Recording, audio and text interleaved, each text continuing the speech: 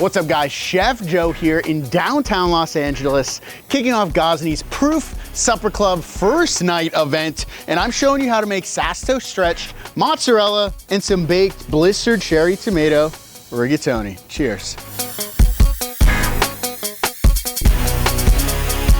Get that mozzarella curd, slowly bringing it together until she's nice and smooth.